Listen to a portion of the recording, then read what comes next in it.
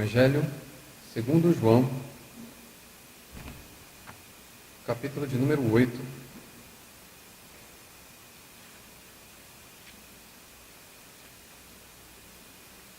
Esse diálogo de Jesus aqui, ele vai do verso 31 até o verso 59, mas eu quero ler com os irmãos essa noite, do verso 31 até o verso 38. João, capítulo 8, dos versos 31 ao 38. Estamos juntos?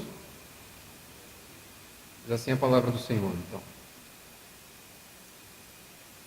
Antes ainda, no verso 30. Ditas estas coisas, muitos creram nele. Disse, pois, Jesus aos judeus que haviam crido nele: se vós permanecerdes na minha palavra, sois verdadeiramente meus discípulos, e conhecereis a verdade, e a verdade vos libertará. Responderam-lhe: somos descendência de Abraão, e jamais fomos escravos de alguém. Como dizes tu, sereis livres? Replicou-lhe Jesus: em verdade vos digo, todo o que comete pecado é escravo do pecado. O escravo não fica sempre na casa, o filho sim, para sempre. Se, pois, o filho vos libertar, verdadeiramente sereis livres. Bem sei que sois descendência de Abraão.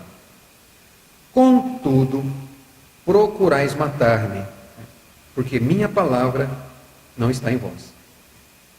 Eu falo das coisas que vi junto de meu Pai. Vós, porém, fazeis o que vistes em vosso Pai. Até aqui, oramos mais uma vez. Senhor, a minha oração nessa noite é para que o Senhor continue ministrando em nosso coração. Arrebate o nosso entendimento. Senhor, leva-nos à compreensão da Tua palavra, Jesus. Em textos como esse, nós podemos entender que a Tua palavra é quem diferencia o crente do incrédulo.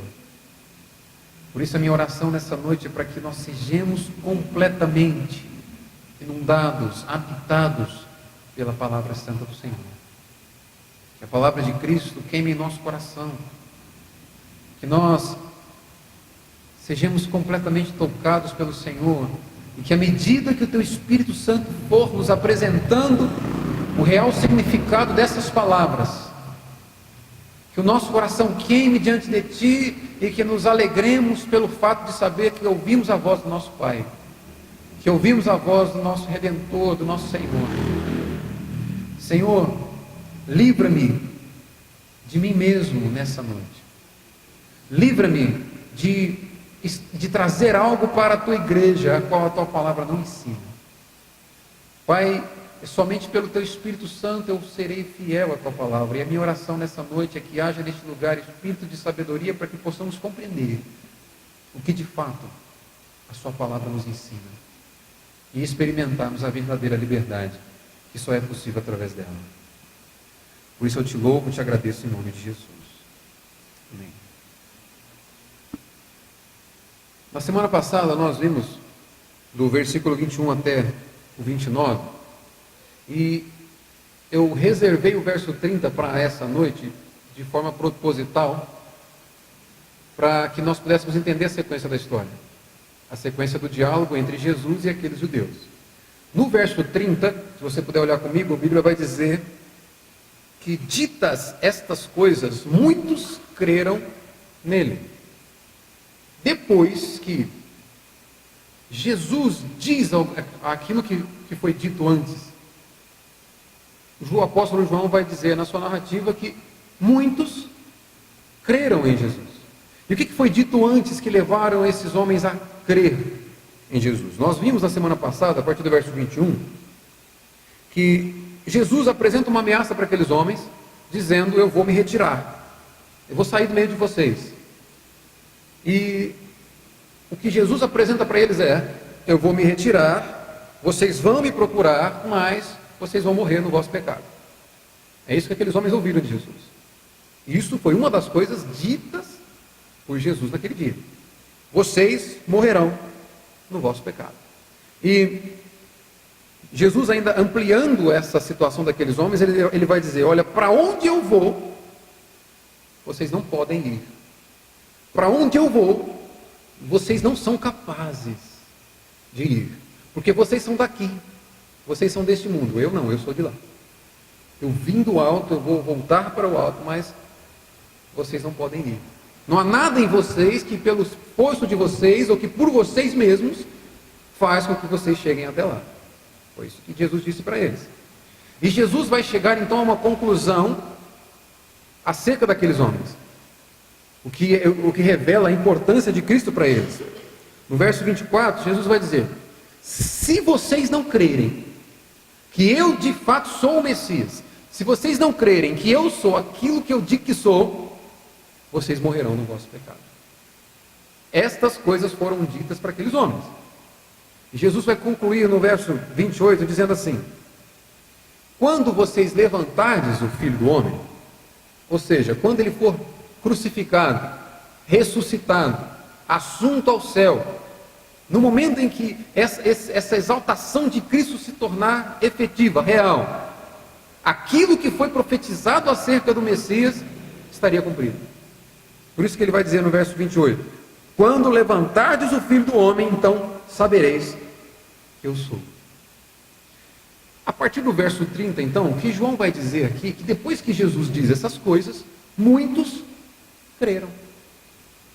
Muitos creram nele. E é importante a gente ver isso aqui. Esse texto que nós vamos ver daqui para frente, nos leva ao entendimento de que uma confissão de fé pública não é sinônimo de uma fé verdadeira. Pelo diálogo que Jesus vai travar com aqueles homens, nós vamos ver que a confissão de fé pública, aquele levantar de mãos para dizer eu aceito esse Jesus como meu Senhor, não é suficiente. Não é evidência de uma fé verdadeira, de uma fé que salva.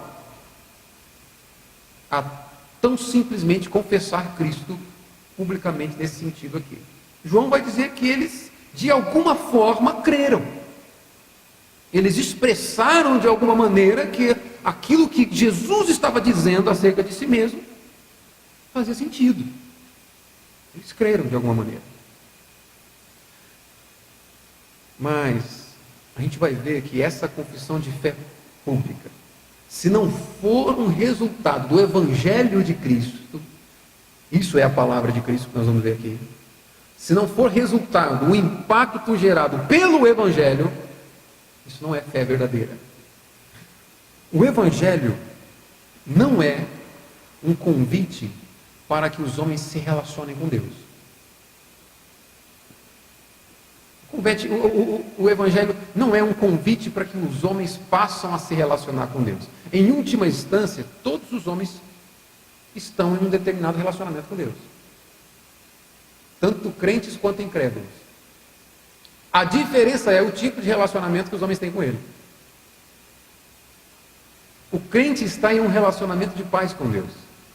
Porque em Cristo nós temos paz com Deus. O incrédulo também está em um relacionamento com Deus, mas está em um relacionamento de inimizade, de conflito, de contínua guerra com a prática de pecado. Então, todos os homens estão em um relacionamento com Cristo. A ideia do Evangelho é que ele muda o status do seu relacionamento com Cristo, passando a te dar um relacionamento de paz com Cristo. É isso que o Evangelho faz. Por que eu estou falando que alguns estão em conflito com Deus?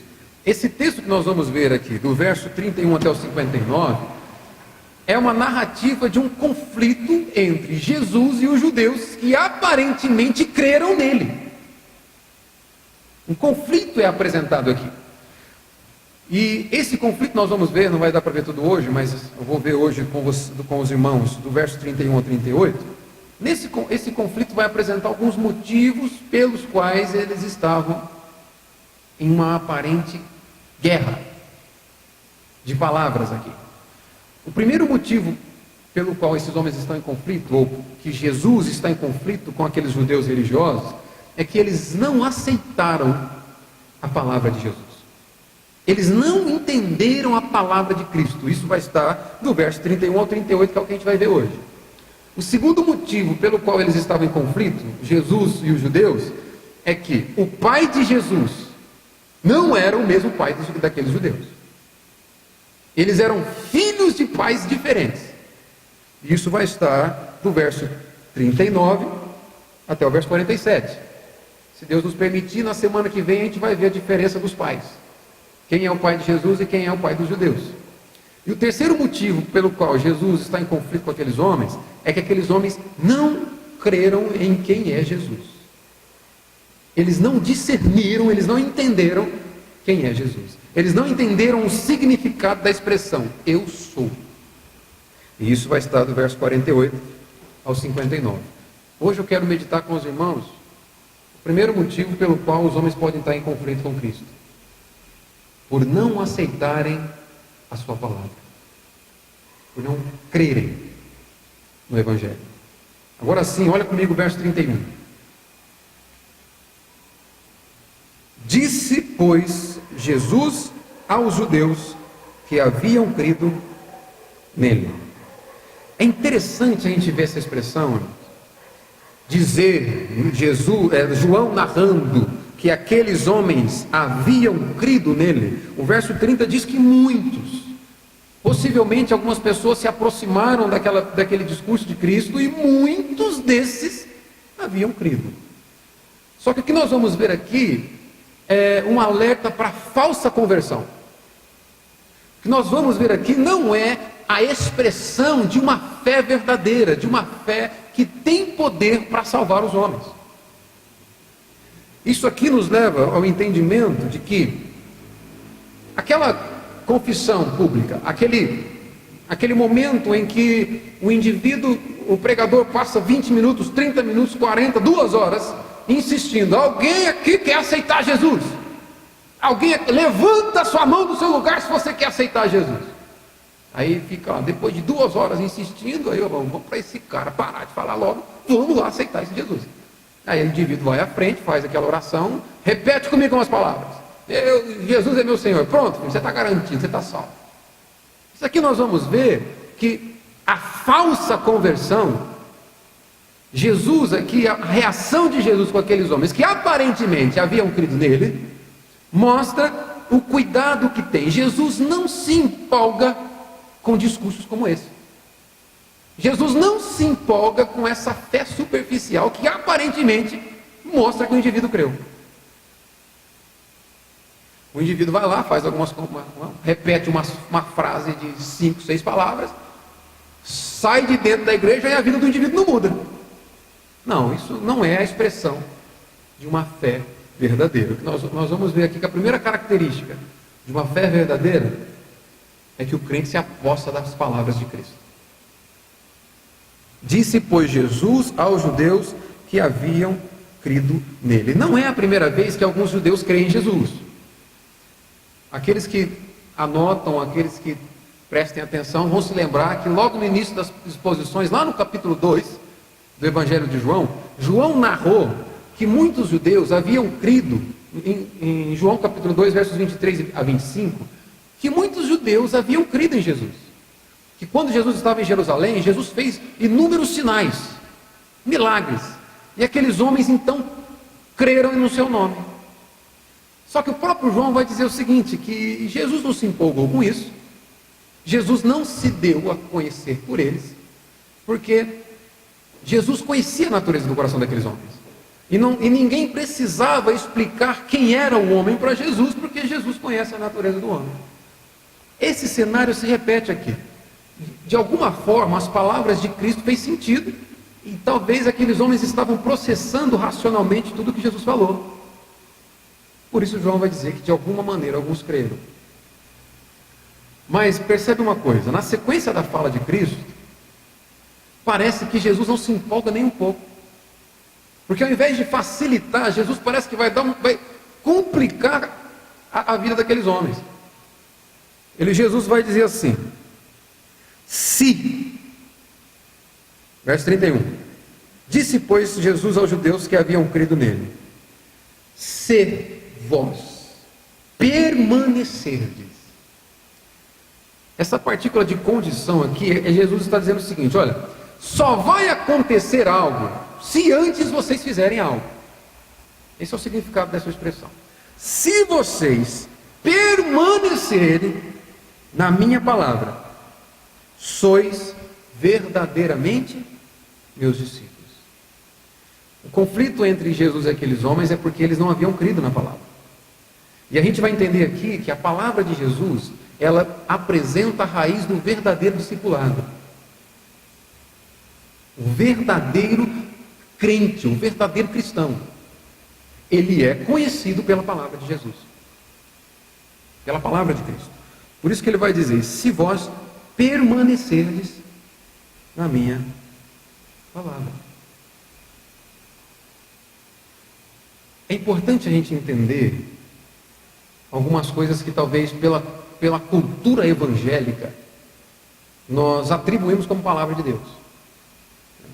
O verdadeiro crente, ele é nascido de Deus. E o verdadeiro crente, ele está num constante crescimento do conhecimento de Deus, num constante habitar da palavra de Cristo no seu coração. Jesus vai dizer: olha, somente se vocês permanecerem. Eu digo que é como se Jesus dificultasse a ideia, porque era como se ele estivesse apresentando para aqueles homens o seguinte: olha, não vai ser fácil, não vai ser um simples levantar de mãos, não vai ser uma simples declaração de palavras que vai evidenciar que você realmente é meu discípulo. Não, você não vai ser realmente meu discípulo se estar presente em todos os cultos da igreja. Jesus está lidando com homens que estavam nas sinagogas todos os sábados. Jesus estava falando para homens que oravam 3, 4, 5 vezes por semana no ar livre para que outros vissem. Homens que davam esmolas. Jesus está falando para homens aparentemente religiosos, mostrando: isso não é uma evidência de que você é meu discípulo. Isso não é uma evidência de que você de fato creu. Uma hora o calo vai apertar, as coisas vão ficar difíceis. Talvez aqueles homens ouviram o Sermão do Monte, quando Jesus diz assim: bem-aventurado aqueles que forem perseguidos, bem-aventurado aqueles que forem injuriados por causa do meu nome. Existe uma garantia de Cristo de que o crente passará por dificuldade na terra. Aquela propaganda de venha para Jesus e seus problemas acabaram, não encontra respaldo na palavra de Cristo. Se vós permanecerdes. Jesus aponta para uma ideia de constância, de continuidade. Esse verbo permanecer aqui nos apresenta a seguinte ideia: independente de como a vida se apresentar para você, independente se amanhã, segunda-feira, depois que você sai de um culto como esse, uma grande adversidade surgir na sua vida, independente se você passar por dificuldade, independente que a conta no banco é menor do que o boleto que chega na segunda, independente se você enfrenta dificuldades, enfermidades, se permaneceres. Se a palavra de Cristo é algo que é evidente no seu estilo de vida. Eu disse que algumas culturas evangélicas nos faz levar um entendimento equivocado da Escritura. Por exemplo, muitos pensam que um homem e uma mulher cheia do Espírito Santo é aquele homem que na igreja canta mais alto, ora mais alto, corre mais rápido. Muitos pensam que um homem cheio do Espírito Santo é aquele que, quando ele abre a boca na hora do louvor, aleluia. Quando nós olhamos para textos como esses, Jesus vai mostrar o seguinte: olha, o verdadeiro discípulo é aquele em que as minhas palavras podem ser enxergadas enquanto ele vive. Em Colossenses capítulo 3, verso 16, você não precisa abrir, mas Paulo vai dizer o seguinte: habite em vocês ricamente palavras de Cristo. E isso aqui é um paralelo que Paulo faz, comparando o habitar da palavra abundantemente no crente com o indivíduo ser cheio do Espírito Santo. Do ponto de vista bíblico, o indivíduo cheio do Espírito Santo é o indivíduo cuja palavra de Cristo habita ricamente nele. Por isso, irmãos, que somente um homem e uma mulher cheia do Espírito Santo é capaz de estar de pé quando a dificuldade vem. Quando a perseguição vem, quando a enfermidade surge. Somente um homem cheio do Espírito Santo, somente um homem que tem convicção de que a palavra dele, a palavra do Filho de Deus é suficiente para que ele siga o Filho de Deus, é capaz de continuar seguindo Jesus quando todas as coisas são contrárias. A proposta de Cristo é que, se vós permanecerdes nas minhas palavras, sois verdadeiramente meus discípulos. Se é ser verdadeiramente discípulo de Jesus, é ser habitado ricamente pela palavra dele, isso é uma forma dele mostrar que existem falsos discípulos. Percebe? Você está comigo no texto, no verso 31? Se vós permanecerdes na minha palavra, sois de fato, verdadeiramente, meus discípulos. Então eu não sou discípulo de Jesus quando eu sou dizimista. Então eu não sou discípulo de Jesus quando eu estou presente em todas as reuniões de oração, em todos os estudos bíblicos. Eu não sou discípulo de Jesus pelo fato de cantar muito bem, de pregar muito bem. A resposta é: se tudo isso que você faz fica apenas dentro desse salão, não, você não é um discípulo de Cristo.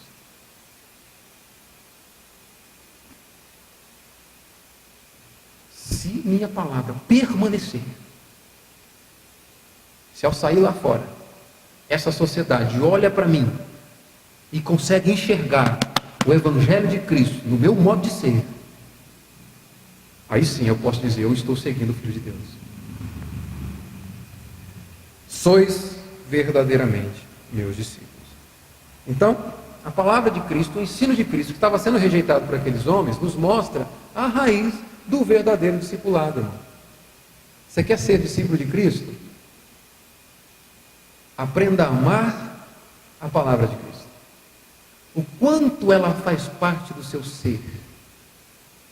Se você for capaz de responder o quanto essa palavra faz parte daquilo que você é e daquilo que você faz, você é capaz de responder se realmente tem se apresentado para o mundo como um verdadeiro discípulo de Jesus Cristo. Prosseguindo, verso 32,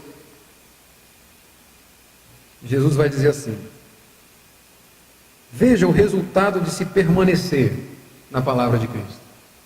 Você se permanecendo na palavra de Cristo, você se torna um discípulo de verdade, um crente de verdade. Você se permanecendo na palavra de Cristo, verso 32, conhecereis a verdade, e a verdade os libertará. O ensino de Jesus Cristo nos mostra a raiz da verdadeira liberdade.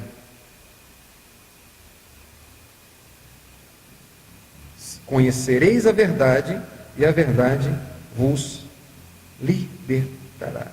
Vocês serão de fato livres, se permaneceres em minha palavra. Percebe, irmãos, que existe uma ideia de conhecimento. O que aqueles homens estavam rejeitando é a palavra de Cristo, o ensino de Cristo. E isso é o início do conflito, da contenda. Existe um conhecimento que nos faz permanecer firmes na vida. Existe um conhecimento que nos promove verdadeira libertação. E Jesus está apresentando um conhecimento que é gradativo, que é contínuo. Por isso a ideia de se permanecer na Escritura, a ideia de se permanecer na palavra de Cristo. Irmãos, deixa eu te dar um conselho, já aplicando para nós. Não se contente apenas com aquilo que você ouve aqui.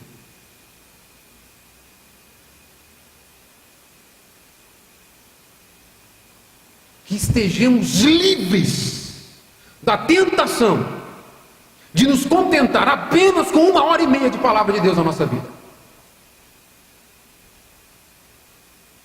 Sereis verdadeiramente meus discípulos, se a minha palavra permanecer em vós. Se vós permanecerdes nela, verdadeiramente sereis livres. Irmão, culto de libertação que funciona é culto onde a palavra é pregada e nós amamos aquilo que é ensinado. O indivíduo pode participar de 60 campanhas em busca de libertação. Já viu? Em campanha dos 300 lá vai cacetada, para que o indivíduo seja liberto. Palavra de Cristo: conhecereis a verdade e a verdade vos libertará. Permanecer na palavra de Cristo nos leva a um conhecimento que é gradativo, que é contínuo e que é crescente e que promove verdadeira liberdade. Ele está nos mostrando aqui que chegar a esse conhecimento que Deus tem disponibilizado para seus discípulos, para seus filhos, é necessário persistência. É necessário mergulhar no conhecimento de Cristo para ser de fato livre. Aqueles homens estavam encarcerados, nós vamos ver quais eram as reais cadeias daqueles homens, pelo fato de rejeitarem a palavra de Cristo, pelo fato de rejeitarem o Evangelho. Quando Jesus diz permanecer em minhas palavras, é permanecer naquilo que eu afirmo de mim mesmo, que você é pecador, que você precisa de mim para que você seja realmente salvo, que você precisa confiar no meu sacrifício, nos meus méritos, para que você seja aceito por Deus. Porque se não for assim, não importa a religião que você professa. É o que nós vamos ver na sequência aqui.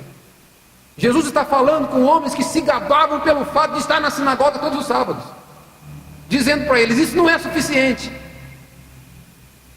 é necessário permanecer nos meus ensinos, permanecer na minha palavra. Não basta frequentar a igreja evangélica, não basta ser presbiteriano, é necessário que a minha palavra seja vista em vocês. É o que nós vamos ver do nosso mestre aqui. E conhecereis a verdade, e a verdade vos libertará. E aí começa o embate. No verso 32, nós vamos ver a partir do verso 32, o que é a verdadeira liberdade. Jesus apresenta para eles essa defesa, de que é necessário eles amarem a palavra de Cristo, se apegarem a ela, e aqueles homens respondem com a natureza cega da sua religião. Verso 33, ele diz assim: responderam-lhe, veja só, verso 33, aqueles judeus que aparentemente haviam crido em Jesus Cristo, respondeu para Jesus: somos descendência de Abraão, e jamais fomos escravos de alguém. Como dizes tu, sereis livres? Irmão, talvez o pior homem, ou o homem mais difícil de ser salvo, é aquele que não é, mas pensa que é. Talvez o homem mais difícil de ser salvo é o religioso que crê que ele pode merecer sua salvação. Jesus está falando com homens aqui que se gabavam por ter a lei de Moisés, que humanamente, naturalmente eram descendentes de Abraão. Eles se apegavam a isso, como se fosse suficiente o simples fato de ter o sangue de Abraão correndo nas suas veias. Olha o que acontecia com eles.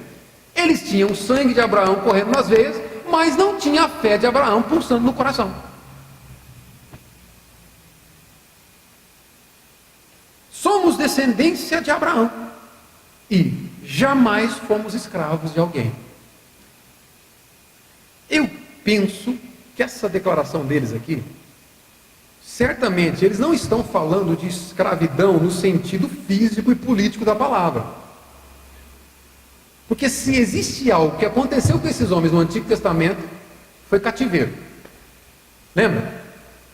Foram passaram mais de 400 anos como escravos no Egito, foram escravos do Império Babilônio, foram escravos do Império Medo-Persa, agora eles estavam sendo sujeitos ao Império Romano, e eles dizem para Jesus: nós nunca fomos escravos de ninguém. Penso eu que eles estavam se referindo à idolatria das outras nações, dos gentios, dizendo: não, nós somos descendência de Abraão, nós pertencemos ao único Deus verdadeiro, nós não somos idólatras, nós somos livres espiritualmente também. Passamos por cativeiros na nossa história, mas enquanto estávamos nos cativeiros, nós estávamos fiéis à nossa religião. Somos livres.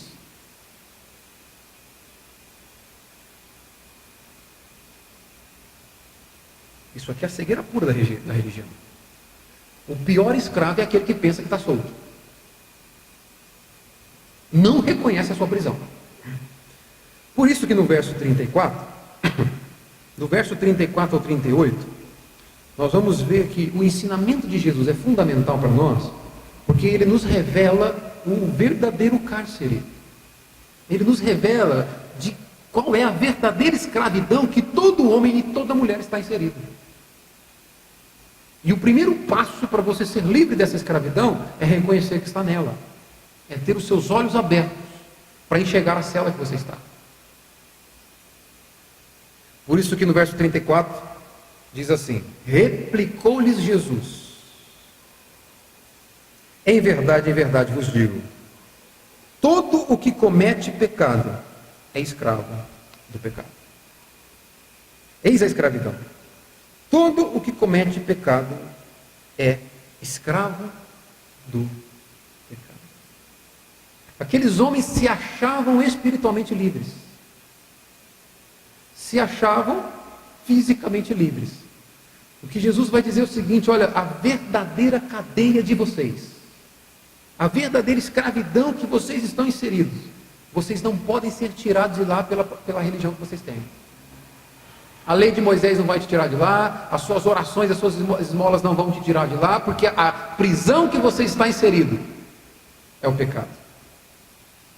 Essa é a escravidão que vos acompanha desde a sua origem. Essa é a escravidão que vos acompanha desde o ventre. Vocês são servos do pecado. Aqueles homens estavam vindo de Jesus. E a forma como Jesus ilustra para eles aqui, irmãos, falando do pecado como uma cadeia, talvez uma cena que nos ajude a entender isso. Aquele homem preso pelas mãos e pelos pés em uma masmorra, as mãos e os pés presos na parede da masmorra, e quanto mais ele se esforça para ser livre, quanto mais ele se esforça para sair, mais essas cadeias o prendem, o espreme, até chegar a um ponto em que ele está completamente asfixiado por aquela cadeia, comprimido por aquela cadeia.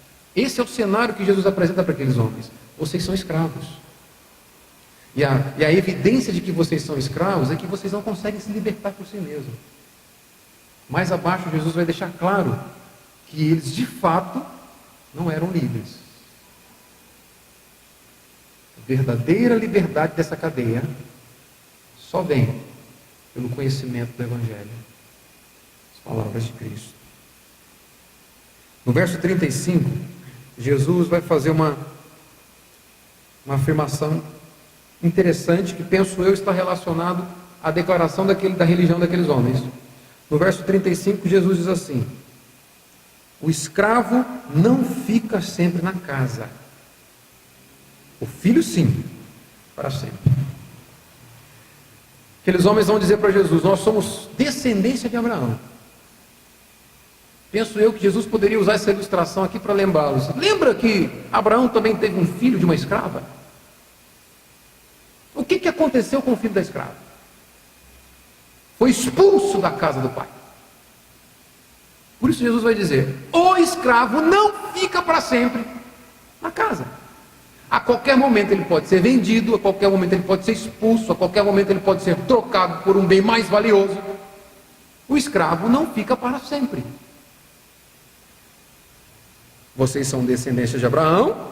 Isso não é suficiente para vos fazer livres. Vocês são escravos e vocês não provam da presença do Pai, porque o escravo não fica para sempre lá. Aqueles homens estavam ouvindo de Jesus. Verso 35: o escravo não fica para sempre na casa, o filho sim, para sempre. O filho da escrava foi expulso, mas Isaac não. O filho de Abraão, gerado por Abraão, permaneceu para sempre na descendência de Abraão. Só há um meio de nós permanecermos para sempre na casa do Pai. Só há uma forma de você voltar para a casa do Pai: é se tornando filho. Essa é a mensagem de Jesus aqui. É só o ensinamento de Cristo que nos revela o real sentido da nossa escravidão. E é só o ensinamento de Cristo que nos mostra: olha só, existe uma forma de você ser livre. O escravo não fica para sempre na casa do pai. Uma hora ele é expulso, mas o filho não. O filho fica para sempre. Somente se tornando filho, vocês podem voltar para a casa do pai.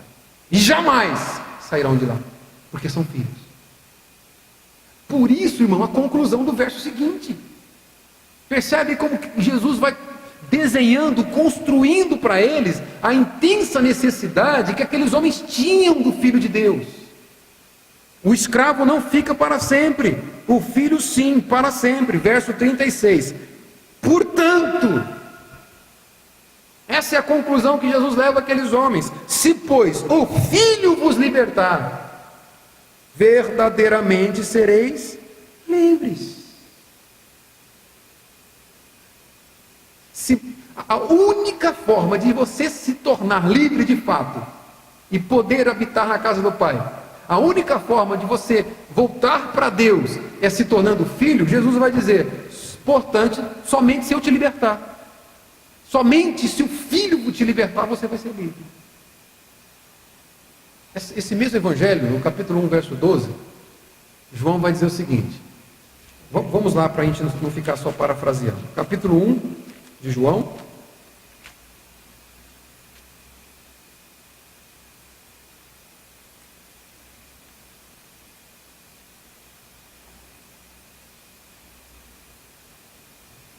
Verso 11 e 12. Os homens que estavam diante de Jesus, que aparentemente haviam crido nele, são os homens desenhados pelo verso 11. Veja o verso 11. Veio para o que era seu, e os seus não o receberam. O ministério terreno, a pregação terrena de Cristo Jesus era para os judeus.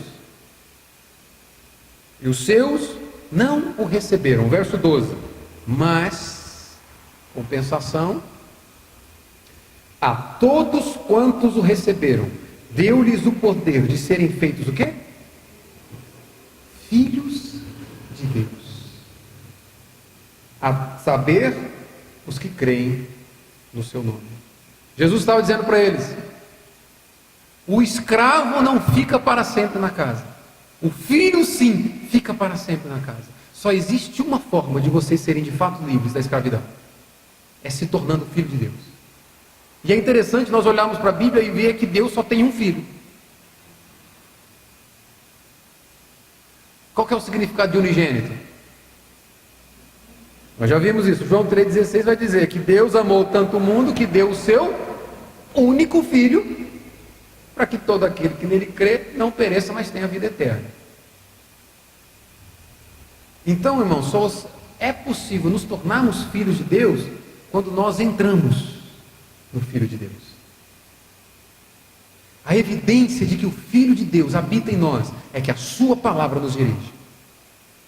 Por isso que ele vai dizer: se a minha palavra permanecer em vós, se vocês forem habitados ricamente pela minha palavra, é uma evidência de que vocês são filhos de Deus, porque eu habito em vocês. Não, você não é filho de Deus apenas por estar presente em todos os cultos. Você é filho de Deus quando, ao sair daqui, aquilo que você ouviu do Pai queima tanto o seu coração que te faz desejar expressá-lo através do seu estilo de vida. Verdadeiramente sereis meus discípulos. Se, pois, o Filho vos libertar, verdadeiramente sereis livres. Se o Filho vos libertar, vocês serão filhos de Deus. Verso 37. Bem sei que sois descendência de Abraão. Jesus dizendo para aquele homem. Eles se gabavam por serem judeus, por terem o sangue de Abraão correndo na veia, e Jesus vai dizer, eu sei disso. É como se a gente fosse parafrasear para um português mais claro, dizer assim, eu sei que vocês são judeus, e daí? Eu sei que vocês são descendência de Abraão, e eu com isso? Olha a sequência, verso 37. Bem sei que sois descendência de Abraão, contudo, isso aqui é uma conjunção adversativa, que indica que o que ele vai dizer aqui é contrário. Eu sei que vocês são descendência de Abraão, contudo, esse contudo mostra a insuficiência da religião. É como se Jesus dissesse para eles, não adianta, não basta. Não basta ser judeu. Não basta ser religioso. Não basta. É necessário algo mais para que vocês sejam realmente aceitos por Deus. É necessário algo mais para que vocês evidenciem que creram. Não basta ser religioso. Penseis que sois descendência de Abraão, contudo procurais matar-me. Essa é a evidência da escravidão. Aqueles homens se orgulhavam por ter a lei de Deus escrita. E o coração daqueles homens nutria cada vez mais que Jesus falava. Quanto mais eles ouviam Jesus, mais o coração daqueles homens nutria ódio por Jesus. A ponto de vários textos antes, eles estão planejando a morte de Jesus. E é nisso que Jesus quer dizer, olha, não adianta você ser religioso, você não consegue se livrar da escravidão. Você não consegue se livrar do pecado do ódio. O que adianta você dizer que crê em mim se você me odeia? É o que Jesus está dizendo para eles. O que adianta você dizer que é meu discípulo se você nutre ódio no seu coração? Não basta.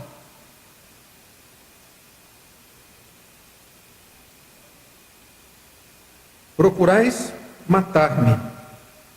Bem sei que sois descendência de Abraão, contudo, vocês procuram matar-me. E na sequência Jesus vai explicar por que aqueles homens ainda são escravos. Por que aqueles homens ainda estão presos no pecado do ódio, no pecado do desejo mortal contra Jesus? Dizendo assim, contudo procurais matar-me, porque a minha palavra não está em vós. Vocês ainda estão aprisionados no pecado. Vocês ainda estão reféns desse ódio que sentem por mim. Porque vocês não têm a minha palavra em vocês. Essa é a importância da minha palavra em vocês. Não basta ser descendente de Abraão. Não basta estar continuamente nas sinagogas, professando a sua lei. Isso não liberta vocês. A chave para a cadeia se chama Evangelho de Jesus Cristo. Palavra de Jesus Cristo. Verso 38. Somente a palavra de Cristo liberta, e ele conclui o motivo disso. Eu falo das coisas que vi junto de meu Pai. Irmão, deixa eu abrir um parênteses aqui. Às vezes quando eu fico em casa, estudando a palavra de Cristo, para compartilhar com os irmãos, eu faço a seguinte oração para Deus: Senhor, ajuda-me a apesar da minha limitação, que pelo teu Espírito, os meus irmãos tenham o coração queimando como o meu está queimando agora. Jesus está dizendo o seguinte: olha, o que eu falo, eu vi. O que eu falo, eu ouvi de Deus. O que eu falo, eu estou expressando para vocês quem é o Deus que vocês dizem que creem. O que eu falo, eu vi lá. As minhas palavras têm o peso da glória de Deus. Só a palavra de Cristo liberta, porque ouvir a palavra de Cristo é ter acesso à beleza do Deus Criador Todo-Poderoso. É por isso, irmão, que não dá para nos dizermos discípulos de Cristo, se quando abrimos esse livro e quando temos acesso à palavra de Cristo, o nosso coração não queima. Não dá para nos chamarmos de discípulos, de filhos de Deus, se isso aqui não impacta o nosso coração. Se nós não conseguimos enxergar a beleza de Deus através desse texto. Eu falo das coisas que vi. O Evangelho, a palavra de Cristo, é a narrativa da glória de Deus. Um Deus santo que se importa com pecadores indignos, a ponto de entregar o próprio Filho para morrer no lugar desses. Essa é a beleza do Evangelho.